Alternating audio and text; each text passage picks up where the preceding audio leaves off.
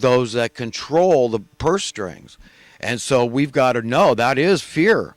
When you're afraid that, hey, look, man, if I don't come up with the bread this month, I'm not gonna, and I don't pay my rent, I'm going to be homeless and dying out in the street, because there used to be welfare for people that couldn't afford their housing, Section 8 housing program, but now they've run out of money because this thing was built to fail. They're beating their head against a wall. The establishment doesn't want problems solved. So you understand it's very tangible, very palpable fear, financial insecurity. So a good parent is not going to allow their child to be in fear ever. Okay, we would all agree on that. So, the things I'm trying to get across to people are not a mystery. So all these common denominators that we as a civilization collectively vote, these are the best parents in the world. Well, that's who God is. And God wants what's logical and reasonable to assume that the best parents want for their children. And exponentially better than all those combined parents I'm talking about together. So what do they want? They want us to live in peace and harmony, safety, security, prosperity, freedom. Above all, we've got to be free. And how do we define freedom? Okay, is very critical as defined by the world. Well, hey, you got free speech, or you got freedom on the internet, or you've got you're not in jail, so you're free. Okay, there's a lot of ways that people can be free. It's sort of like this term equality. People don't understand it. I see mass confusion, mass ignorance about this term. I'm the first guy to admit we're vastly unequal. Okay, but let's be very clear on what I mean. I'm not nearly, as far as being able to repair a car, I could say, yeah, I can do it, but I'm sure as hell not equal to a guy that's been doing it for 30 years and can do it in the dark. Okay, I'm not equal at all. And everybody else can understand that kind of inequality, right? We're not equal in any fashion in that way. But when it comes to understanding equal rights, and a right is an entitlement, okay? Because entitlement now is being twisted into a pejorative term. And it's not a pejorative term, okay? It's a euphemism for God-given sanctions upon the human race, that even if somebody is willing to kill you, you need to stand up for your God-given rights. It's sort of like the way that America was founded, okay, on the constitutional rights, the Bill of Rights, the Declaration of Independence. These things aren't given by government, they're given by God. And everybody around the world can be a good American, okay? That's it, by just embracing that idea and embracing even the Second Amendment, for example, okay?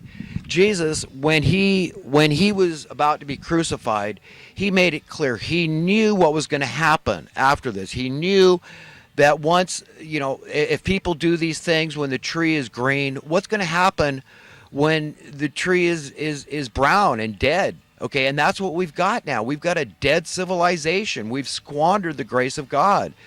But he said, look, sell your cloak, whatever it takes to buy a sword. Can you imagine Jesus, the Prince of Peace, as he's been called? Okay, this King of Kings, Lord of Lords, and all these wonderful things that are said about Jesus, said, look, I know what it's going to be like, that you're never going to tolerate Satan to that degree. I have empowered my followers, okay, those that have listened to my voice. My sheep know me and they follow my voice. If they try to start a civil war in America, this is my point, it's going to fail. Okay, the New World Order cabal and all their associated minions, which are vast. Okay, these are the inhuman ones. These are the Laodiceans, and there's a lot of good Laodiceans too. This is where, I really think that we need to focus on the good Laodiceans, the good people that are unwittingly inhuman, that don't know that they are an enemy to God and humanity. They believe that they're righteous, and these are the people I really want to reach, and I want them to jump ship from their beliefs that the way of success is the way the world has taught you and trained you and has defined it, okay, because it's not. These people are going to lose. It's a scientific fact. Good is stronger than bad. A movie would be unwatchable if the bad guy is winning. Okay, we know there'd be a flop. All the books, bad books. The good guy always has to win. That's who the people are rooting for, is the good guy. Okay, and who is the good guy? And it's all those that stand up for the truth, the whole truth, and nothing but the truth. Okay, that's the good guys that want God's will to be done on earth. And that's not a religious thing, that's a cosmic thing. It's a cosmic understanding to know that you are this stardust, this cosmic manifestation of God himself made in his image and likeness, the greatest creature on earth, that he loves us above all else. We're worth more than many sparrows, that he's numbered the hairs on our heads. It's told us. So there's great incentive to follow this guy and to say, yes, I want his kingdom established on earth. And, God, please reveal to me all my false notions about the truth, okay, about your character, your nature, your personality, and how you want to form me into your way of thinking and the paradigm, the reality you want on earth. Help me to want that above all else. And he'll grant it. When your heart is sincere and real, you're going to get it. He's going to pour it out into your lap. But it's the prosperity that he dictates, not the one that we've been trained to believe. And what makes us prosperous is store your treasures in heaven. It's friends. That's it. You just want people that don't hate you. And I like to say I'm a friend to all men. I like that attitude. I love being a good American. I love believing in equality. I love being an egalitarian. I love it. I love to walk around thinking to myself, gee, if I was actually voted one of those best parents on earth, would I tell my children that you need to live in fear of Satan through financial insecurity? Okay, you got to pay this cost to exist that we innocently, innocuously call the cost of living. Oh yeah, it sounds about right. Sure, of course. And of course it's supposed to go up, right? Of course we all understand inflation, right? When nobody does. They don't understand that's anti-progress. That's regression in your face. They're telling you got to accept an ever-increasing cost of living. That's ever-increasing persecution, ever-increasing oppression, ever-increasing burden. That's what they're telling people. And so they get a critical mass that goes along with it, a critical mass of Laodiceans that don't understand, they either are just scared to admit the truth, and that's what they need to examine their hearts for. Say, this guy's right. And so what do I believe? Am I saying I believe in a minimum guaranteed income? Okay, well, maybe. There's more than one way to skin a cat. I mean, there was a time I believed the solution was just to go to a sales tax, eliminate all other taxes, property tax, eliminate income tax, keep it simple and just do a sales tax and just charge fabulously for those high-end items. This would be one way to do it. Or we cap wealth. We could say, well, how much money does anyone need? I mean, you got to be able to use it in your lifetime. You could have maybe $1 billion, okay? So the rest goes into a collective treasury to keep the government, who is supposed to be we the people. There again, another subjective term. The government is defined by the secular world.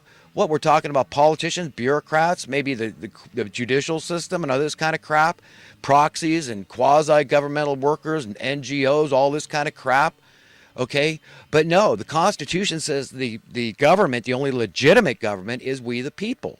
So when I say it goes into a treasury for the government, the governmental treasury, that's we the people. That represents everybody. So we're not living in debt, because this debt is another scheme, a scam to impoverish the masses while creating this great wealth disparity that's growing as I speak. Okay, so that's a fact. So things aren't working. This current economic system, whatever you want to call it, I know what it is. It's fascism. It's crony capitalism. It's collusion of various special interest groups that are doing this to us. So a minimum guaranteed income, it's one way to skin a cat. Maybe just going to a sales tax on high-end items. Maybe putting a cap on wealth is another way. But my favorite way, that if people could understand, this is the one that could be done gently and gradually, is to just not by taking from anybody, which is socialism basically. It's wealth redistribution, right? It's the Robin Hood theory, take from the haves and give to the have-nots. And it sounds virtuous enough, I'll admit, socialism and communism and Marxism and all this stuff. But it doesn't work. That's the fact, okay? Is that the enemy is more powerful and more tricky, more diabolical, more shrewd, more cunning.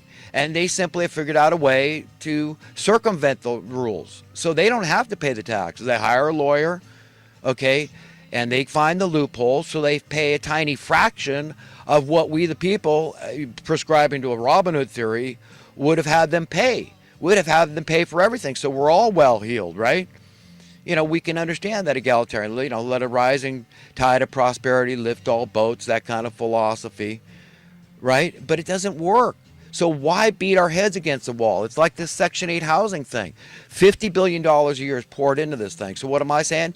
Yank the rugs out from under all these poor people and they'd all be homeless. And so instead of just, a few million homeless people, we're going to have many millions, tens of millions of homeless people out on the street. So what kind of a nice guy are you? What kind of compassion are you showing? No, but I am exasperated. I'm at my wit's end. I'm done beating my head against the wall over this issue. I say fix the damn problem, because I am a fiscal conservative and I believe in doing the math. Okay, I believe in logic.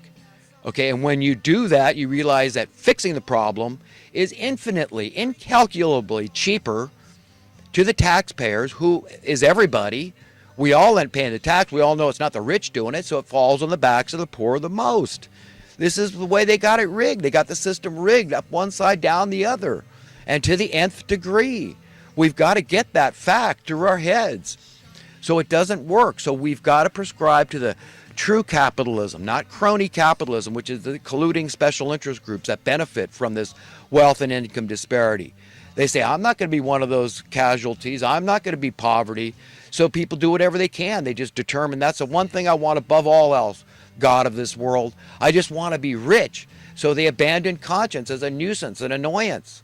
This is the danger of falling into this trap, the allure of riches of this world that we're warned about over and over and over in Scripture.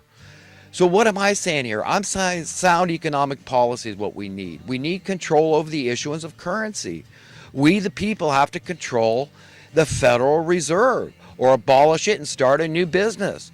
Okay, but there's no competition there. We all talk about competition. We need that in the health insurance industry. Absolutely. There's no free market. Crony capitalism is about free market.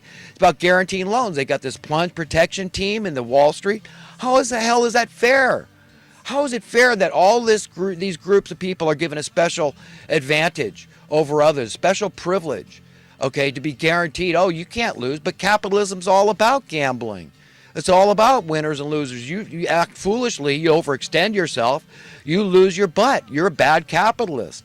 To the victor go the spoils. Those that play by the supply and demand, free market principles, they're going to win. And so, you know what? It doesn't matter, because it'll be easy for you to get your money back if you lost it all in a bad capitalist play, okay, if you overextended yourself financially. But we don't have that.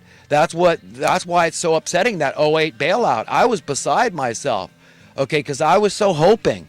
I was a newly licensed real estate agent here in California. I had my 4-year license I had gotten in July of 2006. So I was hoping with a market reset, which is what we should have got. It's called a market correction, okay?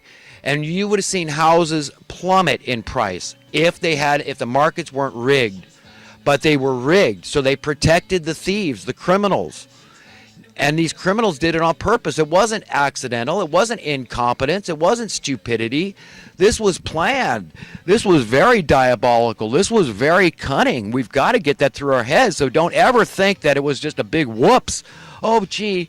Oh, golly gosh, what are we going to do about this problem now? We've got to bail them out. I mean, all these individuals that run the banks, they're too big to jail and they're too big to fail. And it would be just horrible for our economy to see this market correction through true capitalism, so allowing true supply and demand and real economic principles to be working for everybody. Okay, no, we can't let that happen. And what's going on in America affects everybody around the world, because the Federal Reserve that's the world reserve currency. Everything that's going on, we're screwing things up. We're raising people's cost of living, their cost to exist all over the world. That's their burden, right? That's their level of insecurity and fear, the reverence they got to pay to the God of this world. Okay, this illegitimate gaggle of thugs. These are liars, cheaters, deceivers, thieves, and murderers. There's nothing they won't do to keep their position in place. And we've all got to be very, very clear about that. that these people, they'll assassinate president, no problem, whatever I got to do. But this is a powerful force that I love very much. I love this grandiose power. I'm a megalomaniac, and I love to have that control over human affairs. And I don't care how I get it. Lie, cheat, steal. That's like falling off a log for these people.